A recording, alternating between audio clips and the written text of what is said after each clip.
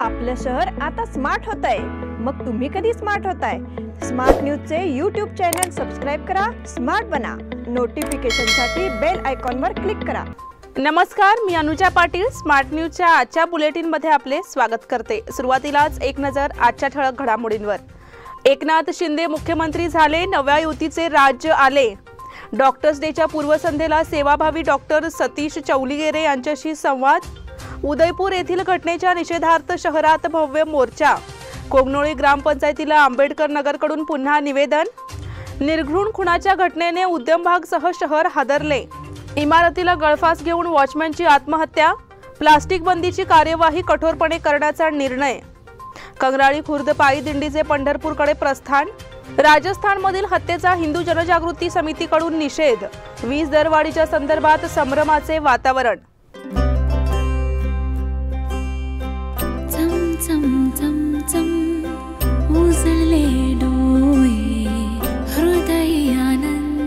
BS Channabasappa and Sons, The Textile Mall. Grand opening on 26th June at Tilakwadi, Belagavi.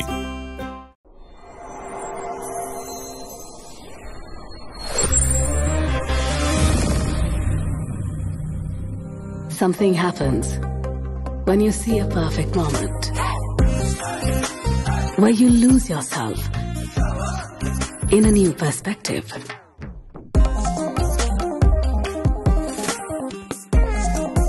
A strange energy runs through your mind the moment you see those shining eyes.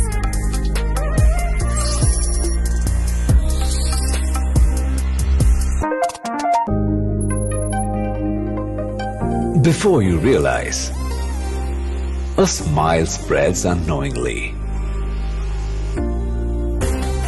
The heart beats rapidly. Finding the right moment is like finding the right partner. One click and it's yours. The all new Z62. आणि आता पाहूया सविस्तर बातम्या। मागील काही दिवसांपासून महाराष्ट्रात सुरू असलेल्या राजकीय नाट्याचा शेवटचा अंक नाट्यमय पद्धतीने पूर्ण झाला। महाराष्ट्राचे नवे मुख्यमंत्री म्हणून शिवसेनेचे एकनाथ शिंदे यांची निवड करण्यात आली। एकनाथ शिंदे हे आपल्या पदाची सूत्रे गुरुवारी सायंकाळी स्वीकारणार आहेत। त्यामुळे महाराष्ट्र राज्यामध्ये नव्या युतीचे सरकार अस्तित्वात आले असून राजकीय वर्तुळाला जल्लोषाचे उधाण आले आहे। या नाट्यमय वळणाने भाजपने केलेली खेळी देखील चर्चेत आली आहे। माजी मुख्यमंत्री उद्धव ठाकरे यांनी राजीनामा दिल्यानंतर राज्यातील राजकीय घडामोडींनी प्रचंड वेग घेतला होता। नव्या नेते मंडळींचा शपथविधी गुरुवारी सायंकाळी करण्याची तयारी सुरू करण्यात आली होती। मात्र माजी मुख्यमंत्री देवेंद्र फडणवीस यांनी पत्रकार परिषदेमध्ये एकनाथ शिंदे हे महाराष्ट्राचे मुख्यमंत्री होतील अशी जाहीर घोषणा करून अवघ्या महाराष्ट्राला धक्का दिला। सूत्रांनी दिलेल्या माहितीनुसार सत्ता स्थापनेनंतर सध्या सुरू असणाऱ्या बैठकीनंतर दोन्ही नेते राजभवनावर जाणार आहेत। गोव्यामधून मुंबईत दाखल झालेले शिंदे हे 39 बंडखोर शिवसेना आमदारांचं समर्थन भाजपला असल्याचं समर्थन पत्र सोबत घेऊन आले आहेत। हे पत्र राज्यपालांकडे दिलं जाणार आहे। दोन्ही नेते राजभवनावर राज्यपाल भगतसिंग कोश्यारी यांना भेटून सत्ता स्थापनेचा आणि बहुमत असल्याचा दावा करणार आहेत। त्यानंतर आजच संध्याकाळी 7:30 वाजता शपथविधी होणार असल्याची माहिती जाहीर करण्यात आली आहे। राजभवनात यासाठी तयारी करण्यात आली आहे। गोव्यातून परतल्यानंतर एकनाथ शिंदे फडणवीसांच्या भेटीसाठी त्यांचे सरकारी निवासस्थान असणाऱ्या सागर बंगल्यावर पोहोचले। यावेळी फडणवीसांसोबत चंद्रकांत पाटील, आशिष शेलार, पंकजा मुंडे यासारखे भाजपचे प्रमुख नेतेही उपस्थित होते। याच बैठकीत हा निर्णय घेऊन तो शेवटपर्यंत गुपित ठेवण्यात आल्यामुळे भाजपकडून हे धक्कातंत्र अवलंबिण्यात आले असल्याची चर्चा होत आहे। डॉक्टर्स डेच्या पूर्वसंध्येला सेवाभावी डॉक्टर सतीश चौलीगेरे यांच्याशी संवाद। आपल्या देशात आरोग्याविषयी अनास्था आहे, मात्र सरकारने आरोग्य रक्षणासाठी काही योजना राबवून सर्वांसाठी आरोग्य हा मंत्र दिला आहे। आपण सर्वांनी आरोग्याविषयी दक्ष राहून आरोग्य सेवेचे महत्त्व जाणून घेणे गरजेचे आहे। त्यासाठी सर्वांनी आपल्या आरोग्य रक्षण अधिकाराची जाणीव करून घ्यावी असे मार्गदर्शन सामाजिक कार्यकर्ते आणि शनिवारकूट येथील नवजीवन हॉस्पिटलचे संचालक डॉक्टर सतीश चौलीगेरे यांनी केले। दिनांक 1 जुलै हा दिवस डॉक्टर्स डे म्हणून साजरा करण्यात येतो। या पार्श्वभूमीवर जनसामान्य वर्गासाठी अविरत वैद्यकीय सेवा देणारे डॉक्टर म्हणून डॉक्टर सतीश चौलीगेरे यांच्याशी स्मार्ट न्यूजने डॉक्टर्स डेच्या पूर्वसंध्येला संवाद साधला। त्यावेळी त्यांची कार्यपद्धती ही रुग्णांसाठी कशी वरदान ठरणारी आहे याचे प्रत्युत्तर आले। आरोग्य रक्षण या विषयाकडे आपण गांभीर्याने पाहत नाही, त्यामुळे आरोग्यविषयक तक्रारी वाढीस लागतात आणि त्यामधूनच नागरिकांना आरोग्य आणि वैद्यकीय व्यवस्थेबद्दल गैरसमज निर्माण होतात। डॉक्टर आणि रुग्ण यांच्यातील परस्पर नाते हे अत्यंत निर्मळ असणे गरजेचे आहे। त्याचबरोबर डॉक्टर पेशा हा इतर व्यवसायांपेक्षा खूप वेगळा आहे। तो समाजाशी नाळ जोडणारा व्यवसाय आहे। याचे भान डॉक्टरांनी ठेवायला हवे असे मत त्यांनी व्यक्त केले। ते डॉक्टर कुठलंही डिग्री असू दे, कुठलं पण प्रॅक्टिस करू दे, पण त्यांचं एकच मत असते की आमचं पेशंट किती लवकर होते तेवढं बरं होऊ द्या आणि कसं पण करून पेशंटचं वेलबिंग म्हणजे त्या पेशंटचा चांगलाच विचार करणार डॉक्टर, कधी त्यांचा वाईट विचार करणार नाही।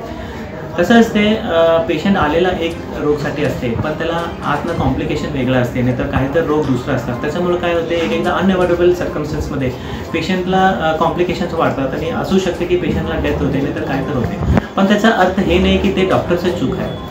तेव्हा थोडंसं पेशंटच्या रिलेटिव्हनं आणि बाकीच्या लोकांना जरासा संयम ठेवायला पाहिजे, जरासा त्यांनी शांतता ठेवायला पाहिजे, त्यांनी क्रॉस कन्सल्टेशन करायला पाहिजे। खरोखर डॉक्टरचं चूक आहे नाही आहे ते बघायला पाहिजे आणि नंतरच काय तर ॲक्शन घ्यायला पाहिजे। सगळं कसं असते डॉक्टर मॅक्झिमम 99 आणि 100% डॉक्टर्स कधी पण पेशंटचं वाईट कधीही विचार करत नाही। त्यांना असंच वाटतं की माझं पेशंट आहे तर माझं पेशंट माझ्याकडनं बरं होऊनच जायला पाहिजे। पेशंट बरं झाला तरच डॉक्टरला यश असते, तरच डॉक्टरचं नाव होणार आहे, नाही तर कशाला पेशंटला मारून नाही तर पेशंटला काय तर हार्म करून डॉक्टरला काही मिळत नाही कधी पण। उदयपूर येथील घटनेच्या निषेधार्थ शहरात भव्य मोर्चा।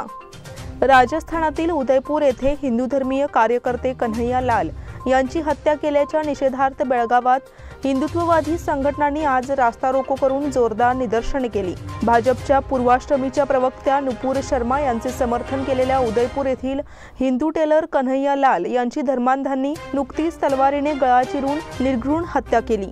या घटनेचे संतप्त पडसाद देशभरात उमटत आहे।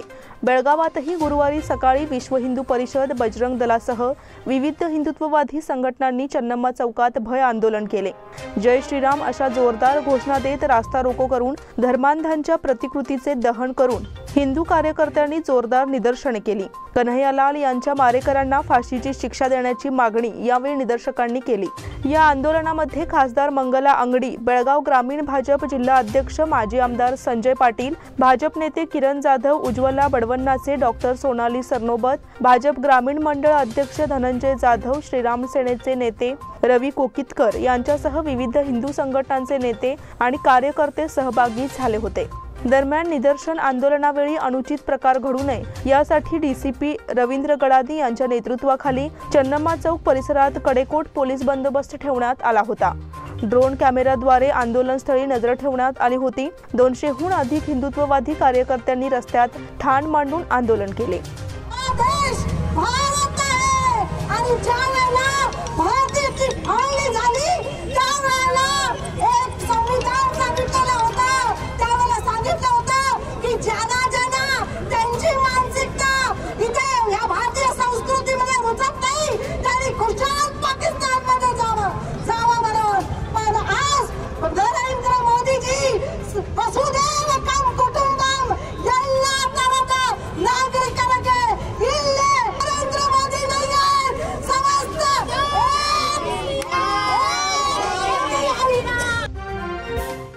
कोगनोळी ग्रामपंचायतीला आंबेडकर नगरकडून पुन्हा निवेदन।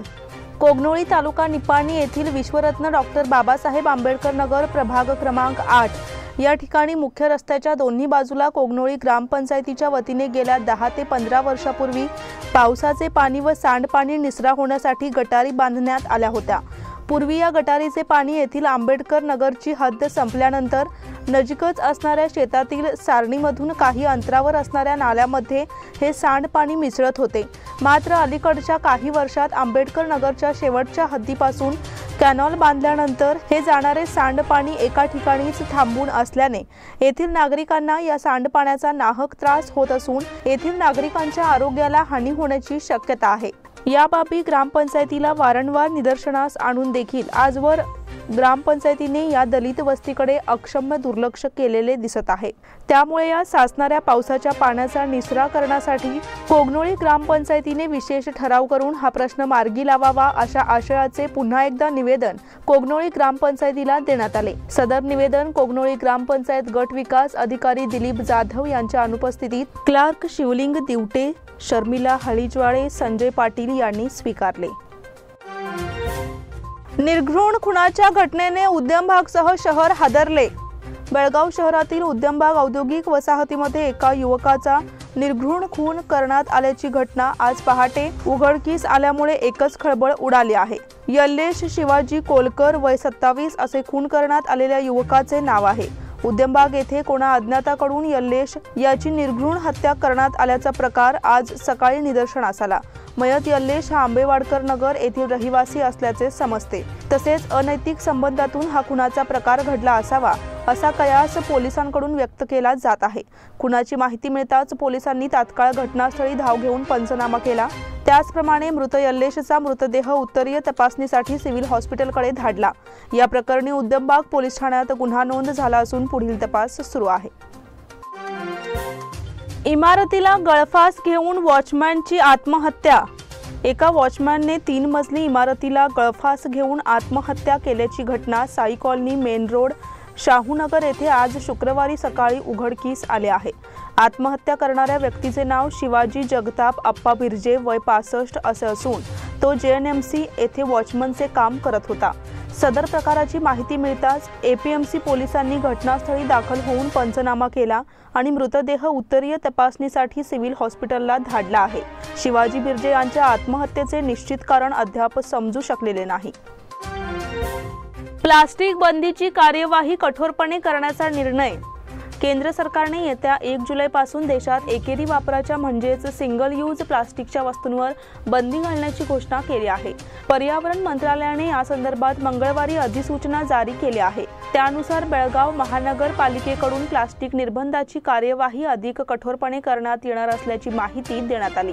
पर्यावरण मंत्रालयाच्या अधिसूचनेनुसार 1 जुलै 2022 पासून एकेरी वापरल्या जाणाऱ्या प्लास्टिकच्या वस्तूंचे उत्पादन, आयात, साठा, वितरण आणि विक्री तसेच वापर या सर्वांवर बंदी असेल। यात पॉलिस्टिरीन आणि विस्तारित पॉलिस्टिरीन वस्तू देखील समाविष्ट आहेत। बंदी असलेल्या वस्तूंमध्ये फुगे, इयरबड, आईस्क्रीम कॅन्डीमध्ये वापरल्या जाणाऱ्या प्लास्टिकच्या काड्यांचाही समावेश आहे।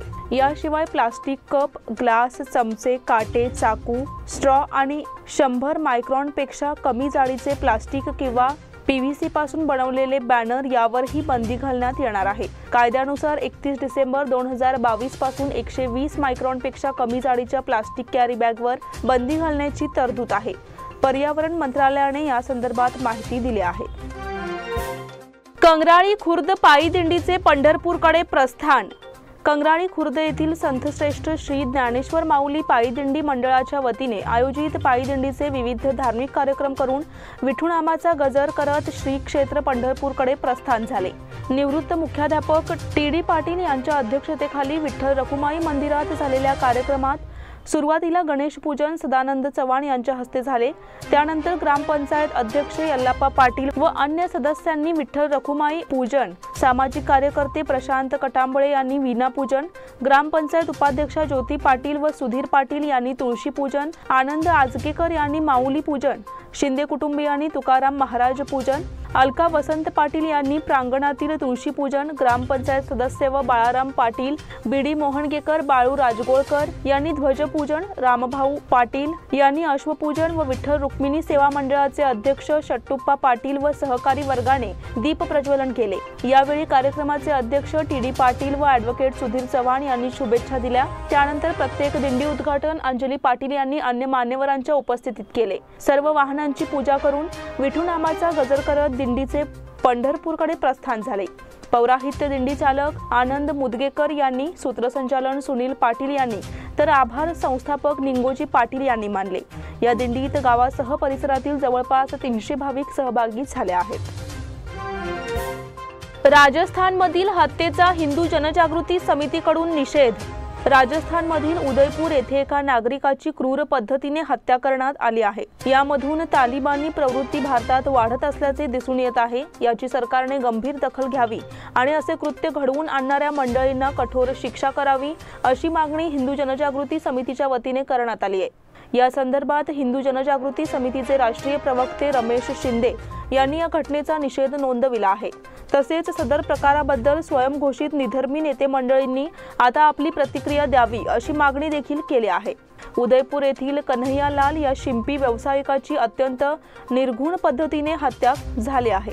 दुर्दैवाची गोष्ट म्हणजे त्यांच्या मारेकऱ्यांचे समर्थन होत आहे ही दुःखाची बाब असून आता राजस्थान सरकारने संबंधित दोषींवर कठोर पावले उचलावीत अशी मागणी करण्यात आली आहे। ज्या भयंकर पद्धतीने आणि अतिशय क्रूरपणे कन्हैयालाल या एका गरीब टेलरची हत्या झाली, ती हत्या करण्याचं समर्थन आज आपण पाहतो आहोत। ती हत्या करणारे हसून त्यांचं मुलाखत रेकॉर्ड करत आहेत हे आपण पाहतो आहोत। आणि दुर्दैवाची गोष्ट आहे की भारतातला एकही सेक्युलरवादी याच्या निषेधात उभा राहिलेला नाही। तो त्यांना कडक शिक्षा होण्याची गोष्ट करत नाही। वस्तुतः ज्याने हे विष पेरलं त्याला ज्यावेळी दिल्ली पोलिसांनी अटक केलं जुबेर याला, त्यावेळी त्याच्या समर्थनार्थ लोक उभे राहत आहेत। बांधवांनो, हा केवळ कन्हैयालाल यांच्या हत्येचा प्रश्न नाही तर या देशामध्ये राहणाऱ्या 100 कोटी हिंदूंच्या सुरक्षेचा, त्यांच्या मतस्वातंत्र्यांचा प्रश्न आहे। त्या कन्हैयालालने नेमकं केलं काय होतं? अमरावतीमध्ये राहणाऱ्या उमेश कोल्हेने नेमकं केलं काय होतं? त्याने इस्लामच्या विरुद्ध काही वाक्य उच्चारलं होतं? त्याने इस्लामची कुठली बदनामी केली होती? नुपूर शर्माचा व्हॉट्सअप स्टेटसवरती फोटो ठेवणं हा कुठल्या कायद्याने गुन्हा आहे? आणि म्हणून त्याची गळा चिरून हत्या केली जावी? वीज दरवाढीच्या संदर्भात संभ्रमाचे वातावरण। कर्नाटक विद्युत नियामक मंडळाने 1 जुलै ते डिसेंबर अखेरीस राज्यात प्रति युनिट 19 ते 31 पैसे दरवाढ करण्याचा प्रस्ताव सरकारसमोर ठेवला आहे। मात्र याबाबत ऊर्जा मंत्र्यांकडून वीज दरवाढ होणार नसल्याचे स्पष्ट सांगण्यात आले आहे। त्यामुळे वीज ग्राहक नागरिकात संभ्रमाचे वातावरण निर्माण झाले आहे। यापूर्वी एप्रिल महिन्यात दरवाढ करण्यात आली होती, त्यामुळे दरवाढ होऊन 2 महिने होण्याआधी ग्राहकांना आणखी वीज दरवाढीचा झटका मिळणार असल्याचे संकेत मिळत आहेत। वीज दरवाढीचा प्रस्ताव ठेवण्यात आला आहे, मात्र राज्य सरकारने याला परवानगी दिलेली नाही। विजेच्या दरात वाढ करणार नाही याबाबत चुकीचा संदेश पसरवण्यात येत आहे। तसा कोणताही प्रस्ताव सरकारपुढे नाही। वर्षातून केवळ एकदाच दरवाढ केली जाणार आहे अशा अफवांवर विश्वास ठेवू नये असे आवाहन राज्याचे ऊर्जा मंत्री व्ही सुनील कुमार यांनी केले आहे। आता वेळ झाली आहे छोट्याशा विश्रांतीची। तुम्ही पाहत रहा स्मार्ट न्यूज।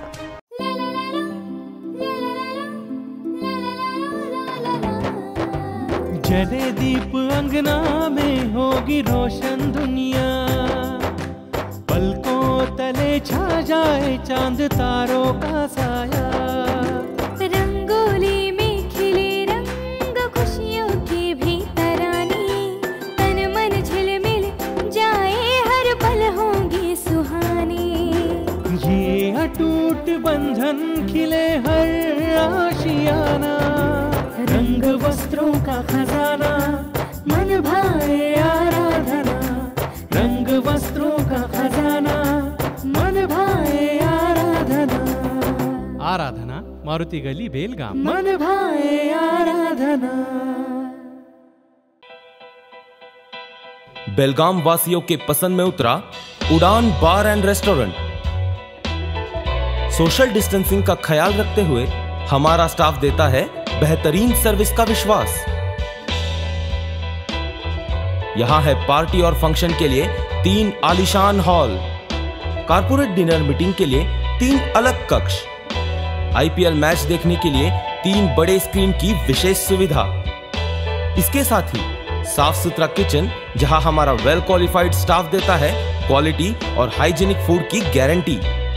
तो फिर खाने की हो बात तो आना परिवार के साथ। उड़ान बार एंड रेस्टोरेंट, लिंगराज कॉलेज के पास, बेलगावी। फोन 0831 2435 विश्रांतीनंतर पुन्हा एकदा आपले स्वागत। जाधवनगर येथील 26 कर्नाटका एनसीसी बटालियन तर्फे एनसीसी छात्रांसाठी आयोजित वाहतूक कायदा व नियम जनजागृती कार्यक्रम आज बुधवारी पार पडला। सदर कार्यक्रमास प्रमुख मार्गदर्शक म्हणून बेळगाव दक्षिण रहदारी पोलीस विभागाचे पोलीस निरीक्षक मंजुनाथ नाईक उपस्थित होते। नाईक यांनी एनसीसी छात्रांना वाहतुकीबद्दल असणारे कायदे ट्रिपल सीट हेल्मेट सक्ती अशा अनेक महत्त्वाच्या मुद्द्यांवर नियम व रहदारी कायदा याची माहिती देऊन मार्गदर्शन केले। कार्यक्रमास बहुसंख्य एनसीसी छात्रांसह commanding officer colonel Rajeev Khajuria, adm officer colonel S Darshan, camp commandant colonel BS Charak आणि सुभेदार मेजर निलेश देसाई आदी उपस्थित होते। सर्व गावांना स्मशानभूमी उपलब्ध करून देण्याचे नियोजन। येत्या 3 महिन्यात जिल्ह्यातील सर्व गावांना स्मशानभूमी उपलब्ध करून देण्यासाठी आवश्यक ती पावले उचलली जातील, असे जिल्हाधिकारी नितेश पाटील यांनी सांगितले। कार्यालयाच्या सभागृहात बुधवारी अनुसूचित जाती जिल्हा जागृती व कारभारी समितीच्या बैठकीच्या अध्यक्षस्थानी ते बोलत होते। स्मशानभूमी नसलेल्या खासगी जागा खरेदी करण्यास शासनाने परवानगी दिली आहे। उपनिबंधक कार्यालयाने ठरवून दिलेल्या शासकीय दराच्या तिप्पट दराने खरेदी करण्याचा निर्णय घेण्यात आला आहे। जिथे सरकारी जागा आहे तिथे 2 दिवसात आदेश काढले जातील। ज्या ठिकाणी खासगी जमीन खरेदी केली जाते तेथे गावातील पुढाऱ्यांनी हस्तक्षेप करून जमीन खरेदीसाठी सहकार्य करावे, असे जिल्हाधिकारी नितेश पाटील यांनी सांगितले। कंत्राटदारांच्या 40% कमिशनची चौकशी सुरू। राज्यातील राजकारणी रस्त्यांसह विविध विकास कामांसाठी 40% कमिशन मागतात, अशी तक्रार राज्य कंत्राटदार संघटनेने थेट पंतप्रधान कार्यालयाकडे केली आहे। याच काळात 40% कमिशनचा मुद्दा बेळगावातही गाजला व एका कंत्राटदाराने आत्महत्या केल्याने माजी मंत्री KS ईश्वरप्पा यांना राजीनामा द्यावा लागला। या सर्व घटनेची चौकशी करण्यासाठी केंद्रीय गृह खात्याचे पथक बेंगळुरात दाखल झाले आहे। कामे करण्यासाठी महत्त्वाच्या खात्यांची राजकारणी पूर्ण 40% कमिशन मागत असल्याचा मुद्दा राज्यभर 4 महिन्यांपूर्वी चर्चेचा विषय बनला होता। कंत्राटदार संघटनेचे अध्यक्ष केम्पन्ना यांनी तशी तक्रार पंतप्रधान कार्यालयाकडे केली होती। यानंतर काही दिवसातच बेळगावात संतोष पाटील नामक कंत्राटदाराने तत्कालीन मंत्री KS ईश्वरप्पा हे आपल्याकडे 40% कमिशन मागत असल्याचा आरोप केला होता। कडोली विभागात बटाटे लागवडीला प्रारंभ। कडोली येथे बटाटा लागवडीच्या हंगामाला तालुक्यात प्रारंभ झाला आहे, परंतु बियाणांचा दर 3000 रुपयांच्या टप्प्यावर गेल्याने शेतकऱ्यांना फटका बसला आहे। बियाणांची तजवीज करताना कसरत करावी लागत आहे। तालुक्यात मोठ्या प्रमाणात खरीप हंगामात बटाटा लागवड करण्यात येते। तालुक्याच्या उत्तर आणि पश्चिम भागात बटाटा लागवडीचे क्षेत्र अधिक आहे। मध्यंतरी उत्पादन कमी मिळत असल्याने शेतकऱ्यांनी बटाटा लागवडीकडे पाठ फिरवली होती। सध्या बटाटा लागवडीला पोषक वातावरण आहे, यामुळे शेतकरी बटाटा लागवडीमध्ये गुंतला आहे। बटाटा लागवडीसाठी कृषी उत्पन्न बाजार समितीतून बटाटा बियाणांची शेतकऱ्यांकडून खरेदी करण्यात येते। त्याचबरोबर काही प्रमाणात स्थानिक बटाट्यांचाही वापर करण्यात येतो। सध्या बियाणांचा दर महाग आहे। 3000 रुपये क्विंटल दराने बियाणे मिळत आहे। त्याचबरोबर खत दरातही भरमसाठ वाढ झाली आहे, त्यामुळे शेतकऱ्यांना आर्थिक फटका बसत आहे। विद्यार्थी बस पाससाठी मुदत वाढ। 10 महिने बस पासची मुदत संपलेल्या विद्यार्थ्यांना पुढील 2 महिन्यांसाठी पुन्हा मुदतवाढ दिली जाणार आहे, पण त्यासाठी विद्यार्थ्यांना शुल्क भरावे लागणार आहे। महाविद्यालय डिप्लोमासह सामान्य विद्यार्थ्यांना 900 रुपये, व्यावसायिक शिक्षण घेणाऱ्यांना 1400 तर सायंकाळचे शिक्षण घेणाऱ्या विद्यार्थ्यांना 1200 रुपये शुल्क भरावे लागणार आहे। अनुसूचित जाती आणि जमातीच्या विद्यार्थ्यांना मोफत बस पासची मुदत वाढवून दिली जाईल। त्यांना केवळ संस्करण शुल्क आणि विमा शुल्क भरावे लागणार आहे। मागील वर्षी ज्या विद्यार्थ्यांनी बस पास मिळवलेला आहे तसेच त्यांचे शैक्षणिक मुदत संपलेली असताना देखील परीक्षा आणि इतर कारणांमुळे त्यांना महाविद्यालयाला जायचे असेल तर अशा विद्यार्थ्यांना ही वाढीव मदत मिळणार आहे। बेळगाव जिल्हा पंचायतला न्यायालयाचा दणका। बाळेकुंद्री येथे कुत्र्याच्या हल्ल्यात मरण पावलेल्या 22 महिन्याच्या मृत मुलाच्या वडिलांना 10 लाखांची भरपाई देण्यात यावी असा आदेश उच्च न्यायालयाने बजावला आहे। बेळगाव जिल्हा पंचायतीने ही भरपाई द्यावी असेही न्यायमूर्ती सूरज गोविंदराज यांनी आदेशात म्हटले आहे। 28 नोव्हेंबर 2018 रोजी बाळेकुंद्री येथील 22 महिन्याचा अब्बास अली युसुफ सनदी हा घरच्या परसात खेळत होता। त्याच्यावर भटक्या कुत्र्यांनी हल्ला केला, त्यात त्याचा मृत्यू झाला होता। वडील युसुफ यांनी न्यायालयात धाव घेतली होती, त्यावर न्यायमूर्ती सूरज गोविंदराज यांनी उपरोक्त निर्णय दिला। युसुफ यांना जिल्हा पंचायतने 10 लाख रुपयांची भरपाई द्यावी, घटना घडलेल्या दिवसापासून त्यावर वार्षिक 6% व्याज अदा करावे असेही आदेशात म्हटले आहे। नावग्यात मासे पकडण्यावरून वाद। नावगे येथे दोन तरुणांमध्ये मासे पकडण्यातून वाद होऊन दोघांमध्ये हाणामारी झाली, परंतु काही समाजकंटकांनी यालाही भाषावादाचा रंग देण्याचा प्रयत्न केला, परंतु तसे काहीही नसून हा वैयक्तिक वाद असल्याचे स्पष्टीकरण कायदा व सुव्यवस्था विभागाचे डीसीपी रवींद्र गडादी यांनी पत्रकाद्वारे केले आहे। या 2 आठवड्यांपूर्वी नावगे येथे हनुमान पुतळा प्रतिष्ठापित केल्याच्या कारणातून मराठी कन्नड असा वाद पेटवण्याचा प्रयत्न झाला, परंतु पोलिसांनी त्यावर पडदा टाकला।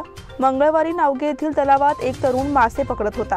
यावेळी दुसऱ्या तरुणाने येथे येऊन या माशांना मी खायला देतो, तू पण खायला दे आणि मग पकड अशी विचारणा केली। यातून दोघांमध्ये वादावादी होऊन एकमेकांना मारहाण केली। तो व्यक्तिगत वाद असल्याचे डीसीपी गडादी यांनी स्पष्टीकरण दिले आहे। शेडबाळ पॅसेंजरसह 2 एक्सप्रेस प्रारंभ। बेळगाव ते शेडबाळ पॅसेंजर रेल्वे आज गुरुवारपासून प्रारंभ झाला। रेल्वे मार्गाच्या दुहेरीकरणामुळे ही रेल्वे 18 जून पासून बंद करण्यात आली होती। याबरोबर म्हैसूर दादर या एक्सप्रेस गाड्याही धावणार आहेत। मिरज लोंढा रेल्वे मार्गाचे सध्या दुहेरीकरण सुरू आहे, यामुळे अनेक रेल्वे वारंवार बंद केल्या जात आहेत। यात रेल्वे क्रमांक 07335 07336 ही बेळगाव शेडबाळ पॅसेंजर 18 जून पासून बंद करण्यात आली होती। आता ही गाडी गुरुवारपासून सुरू करण्यात येत आहे। त्याचबरोबर क्रमांक 17325 ही बेळगाव म्हैसूर एक्सप्रेस 23 ते 29 जून पर्यंत, तर क्रमांक 17317 ही हुबळी दादर लोकमान्य टिळक टर्मिनल एक्सप्रेस 22 ते 28 जून पर्यंत, तसेच क्रमांक 17318 ही दादर ते हुबळी एक्सप्रेस 23 ते 29 पर्यंत रद्द होती। या गाड्याही गुरुवारपासून धावणार आहेत। विनय कुलकर्णीसह 18 जणांना जामीन। कारागृहातून सुटल्यानंतर बेकायदा मिरवणूक काढून कोरोना मार्गसूचीचा भंग केल्याप्रकरणी माजी मंत्री विनय कुलकर्णींसह 18 जणांना बेळगाव न्यायालयाने जामीन मंजूर केला आहे। 21 ऑगस्ट 2021 रोजी विनय कुलकर्णी यांनी कारागृहातून जामिनावर मुक्तता करण्यात आली होती। येथील हिंडलगा कारागृहातून सुटल्यानंतर कुलकर्णी यांच्या कार्यकर्त्यांनी परवानगी न घेता मिरवणूक काढली होती। या प्रकरणी बेळगाव ग्रामीण पोलीस ठाण्यात गुन्हा दाखल करण्यात आला होता। या प्रकरणी 300 जणांवर गुन्हा दाखल करण्यात आला होता। यापैकी 18 जणांना नोटीस पाठविण्यात आल्या होत्या। या सर्वांना जामीन मंजूर करण्यात आला आहे। बेळगाव सुळेभावी रेल्वे मार्गाचे दुहेरीकरण पूर्ण। बेळगाव सुळेभावी रेल्वे मार्गाचे दुहेरीकरण पूर्ण झाले असून या मार्गावर 120 प्रति तास वेगाने रेल्वे धावून या मार्गाची मंगळवारी चाचणी करण्यात आली। यामुळे लवकरच हा रेल्वे ट्रॅक सेवेत दाखल होणार आहे। सध्या लोंढा मिरज मार्गाचे दुहेरीकरण सुरू आहे।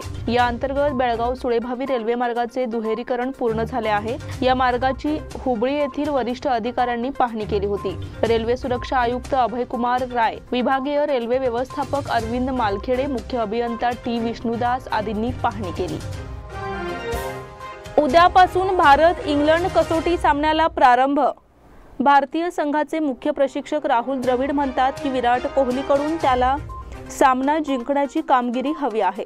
तरी त्याने शतक केले नसले तरी कोहलीला नोव्हेंबर 2019 पासून शतक झळकावता आलेले नाही, परंतु द्रविडने 27 कसोटी शतके झळकावल्यानंतर फलंदाजाकडे प्रेरणा नसल्याची धारणा खोडून काढली। कोहली सतत त्याच्या खराब फॉर्मशी झुंज देत असतो। अशा स्थितीत तो इंग्लंड विरुद्ध मोठी खेळी खेळून आपली लय साधण्याचा प्रयत्न करेल। द्रविड म्हणाले, नेहमी शतकावर भर द्यायला नको। केपटाऊनमध्ये दक्षिण आफ्रिकेविरुद्धची 79 धावांची खेळी ही चांगली होती। तो तिहेरी आकडा गाठू शकला नाही, पण ती एक चांगली खेळी होती। त्याने एवढा उच्च दर्जा प्रस्थापित केला आहे की लोक शतकाला यश मानतात, पण प्रशिक्षकाच्या दृष्टिकोनातून मला त्याच्याकडून मॅच विनिंग योगदान हवे आहे, मग ते 50 असो वा 60 असो।